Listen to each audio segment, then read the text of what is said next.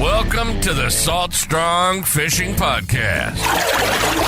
Salt Strong has been helping saltwater anglers catch more fish in less time for 10 years and is now the largest and most trusted saltwater fishing community in America. If you want to catch more saltwater fish, then keep listening. If you want to speed up your fish catching results even faster, then join the private insider community at saltstrong.com. Here's your host, Joe Simons. Like diamonds.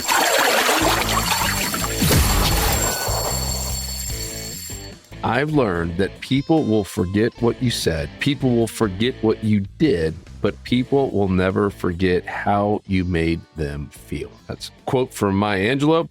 Guys, Joe Simons here, another Unchurched. Pumped about this one because it's probably now the number one thing that I'm working on as a person. I believe it's probably the number one thing that most of us need to work on as people in our relationships with both family members, loved ones, coworkers, neighbors, etc. I have seen now with social media and just politics in general, there are a lot of hateful things going around. There are a lot of bashing and just hardcore debates, and not like the old friendly debates where it was, really kind of with a common goal of learning from each other. Now it's just like debates just to bash each other and make someone feel horrible. And that's what it feels like to me. So anyhow, I'll kind of kick it off with where this came from. I was going back and reading something in my book, Fishing for Happiness. And it's because someone had asked me a question about something that had been a while since I read it. I had to go back and just make sure I was saying exactly right. And one of the things I came across that I'd kind of forgotten about was this girl that I dated after college. So this was a pretty serious relationship. We dated for many, many years. And it was the first girl that I ever thought I was truly going to marry. We had actually looked at rings. Like, it was a pretty serious deal. And at the same time, I was dealing with all of that anxiety. The anxiety attacks were at pretty much an all-time high. I'd graduated college, took forever to get a job. Obviously, that causes anxiety in general when you feel like you're a failure. You can't even get a job. I talk a little bit about that in the book and in some past podcasts. Finally did get a job, my first job, and there's just a lot of anxiety in my life for whatever reason. And I've shared this story before. I won't dive too far into it, but it became like a debilitating thing where I dealt with it every single day. And I remember we were living in Atlanta. I wasn't living with her, but the two of us were both living in Atlanta, where I had my first job.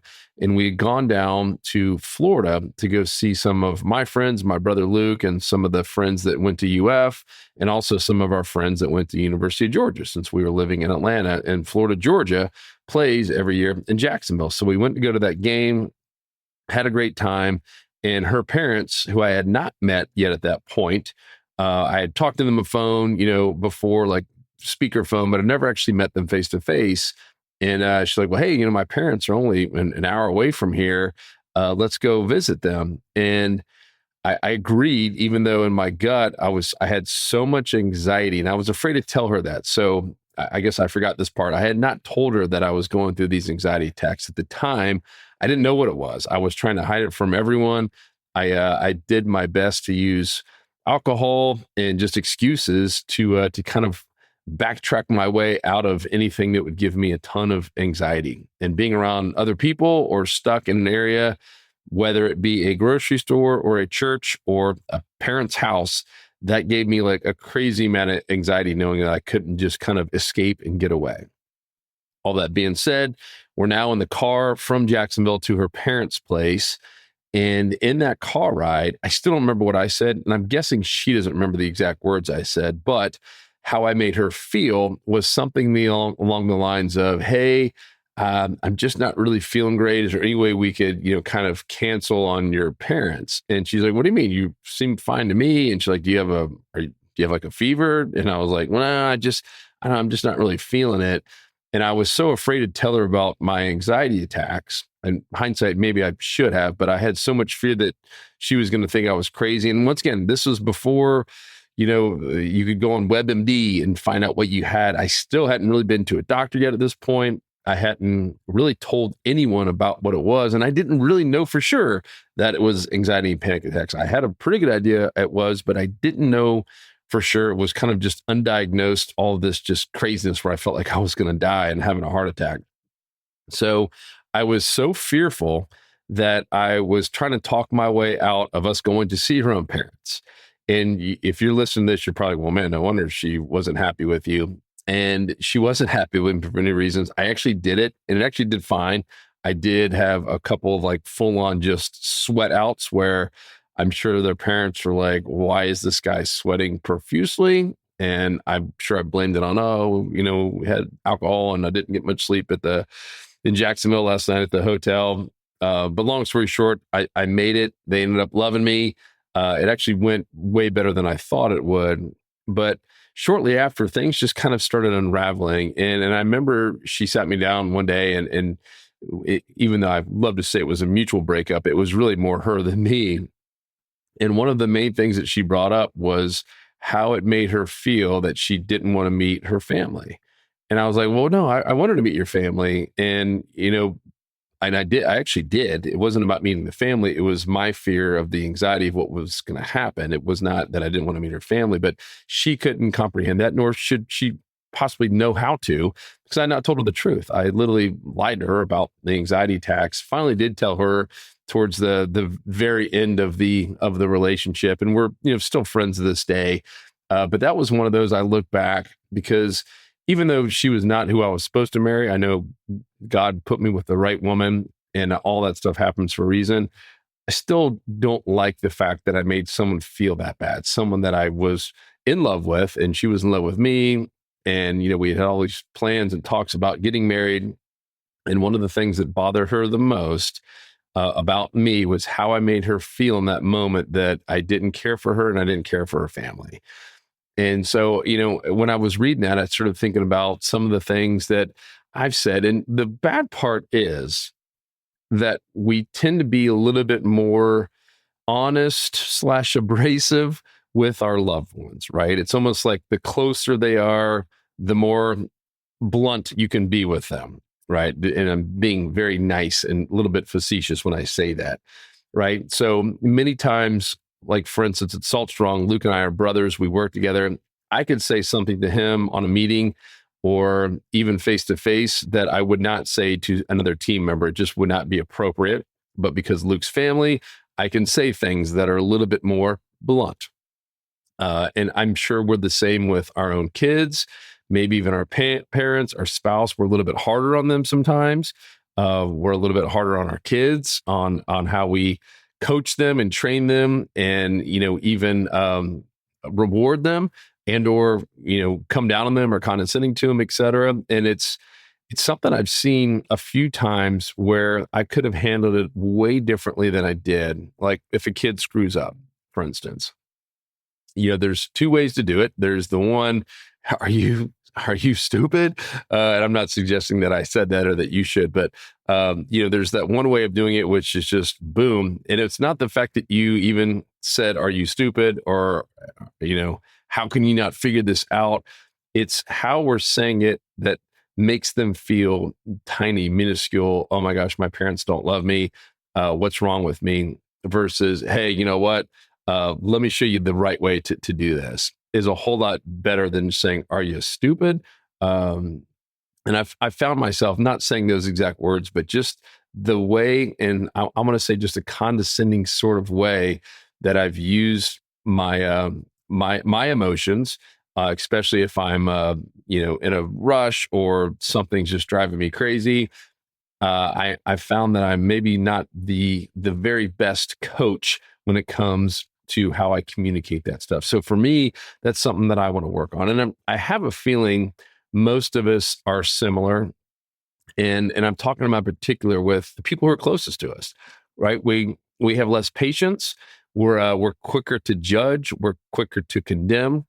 We're quicker to let them know how we feel. and in an unfiltered sort of way.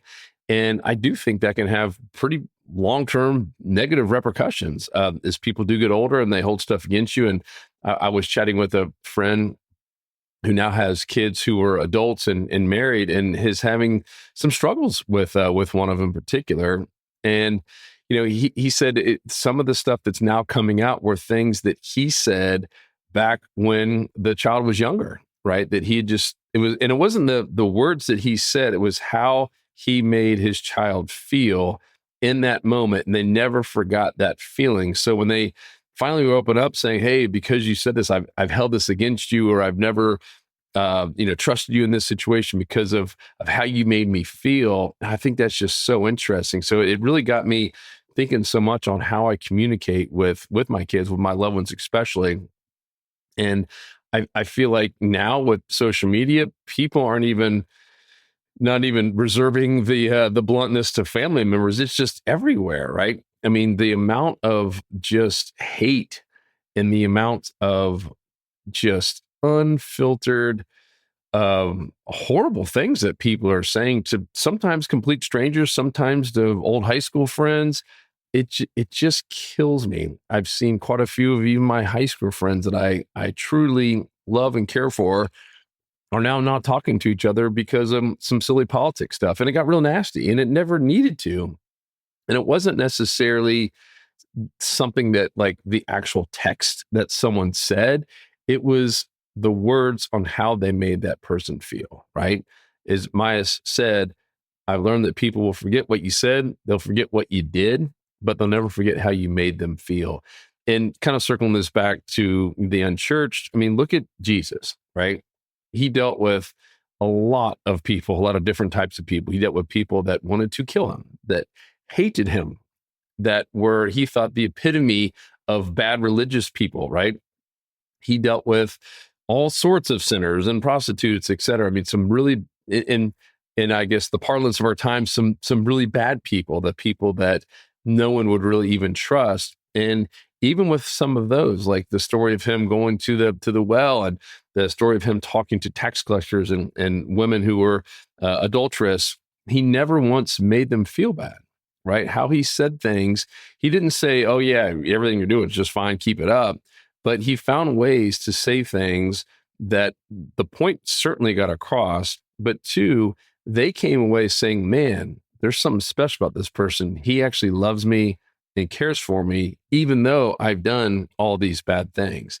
That's what we should be striving for. Like, that should be our goal. That's my goal, right? To be able to have an honest conversation when someone maybe messes up or doesn't do things the right way or your way, or just in general, having an honest conversation on something tough without making that person feel small, feel inferior, dumb, etc. It's amazing how those little things, not the exact words, right? A lot of people, if you ask them on something that hurt them, they have an idea what the words were, but it might not even be the words that were said.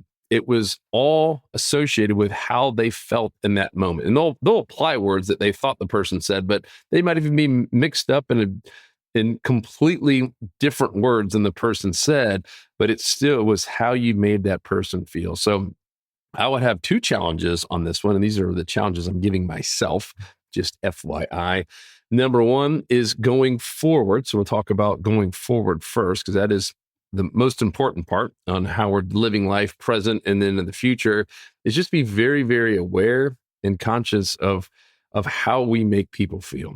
And when we are communicating, whether it be through text or social media or on the phone or face-to-face or email, be very careful on how you say stuff, and maybe even have that filter on, like, all right, put myself in their shoes. How is this going to make them feel? And then on the flip side, if there has been something that you said that truly hurt someone, regardless if you were wrong or right, it doesn't even matter. I think just having the courage to go apologize, and once again, not say that you're necessarily wrong or right, just say, you know what, I realized in that moment I said something that made you feel horrible or made you feel like this, and I just want to say I'm sorry. I never meant to hurt you. I was just trying to get a point across, or whatever it might be. And you'll be amazed at the power of that forgiveness. And that could be something that's haunting that person. And all of a sudden it's like the chains are broken free for them. I mean, the world would be a better place if everyone did that to the people they know that they have somehow made them feel horrible or offended, etc. So those would be my two challenges. But most importantly is, just going forward on how we all interact with each other. I think that filter of what would Jesus say here? What would Jesus do? How would Jesus want to make these people feel afterwards? Because let's be honest, if you are right, 100% right, and they're 100% wrong and they screwed up, and you come down on them and make them feel horrible, it doesn't change anything. If anything, it makes it worse, right? It doesn't fix the problem, and certainly not going to respect you and want to be around you anymore if you constantly make someone feel that way. So I think the way that kind of the rising tide lifts all boats, even when you're 100% in the right, is to have a little bit more patience. I'm talking to myself here and looking at myself in the mirror, actually, as I'm recording this, is have a little bit more patience. Think before you speak and or communicate in any which way, and just have that filter. What would Jesus say here? How could we make this into an awesome thing? Maybe even the point where the person knows they were so in the wrong and they're almost expecting you to come down on them and make them feel horrible, like completely squash them. And yet you treat them with love and grace and still truth, right? Grace and truth, right? You have to have both to do it the right. That's what Jesus did, right? Truth means hitting him over the head with the Bible with no grace. Grace means being nice, but not actually tell them what they really did wrong. When you combine those two, the grace and the truth, that's really where the magic happens, to the point that person might thank you. It might end up changing their life. That, oh man, they could have definitely treated me worse. I get it now. I mean, that's to me how transformations happen when you work with someone that way. And that's what Jesus did. I mean, that's literally every story where he's having encounters, interactions with people that there were some tough discussions. There's usually a transformation, which is why it was a story in the Bible, because of how he made them feel and how he worded things specifically. So go forth, treat people with love, respect, even when they're 100% wrong, and just find ways to still make them feel loved and accepted. I think it would go a really long way. I know I'm going to practice it a whole lot more with, especially my wife and my kids, and even, my brother Luke. I feel like the people I interact with all the time, I can tend to be a little bit more rigid with and blunt with. And sometimes that's needed, but it doesn't have to still make them feel bad. There's a big, big, big difference. So love you guys. Hopefully this is helpful. I pray before every one of these that the message hits that right person. So hopefully it did. Hopefully it hit its mark, if you will. And otherwise, I'll talk to you in the next episode. If you want to reach out to me for anything, prayer requests, thoughts, stories that you want to share, hit me up, joe@saltstrong.com. I love getting all the emails, and I appreciate you big time. Talk to you on the next episode. Want more fishing tips, shortcuts, and tools so you can catch more fish per trip? Then head over to saltstrong.com now and join the movement. Tight lines, and thanks for listening.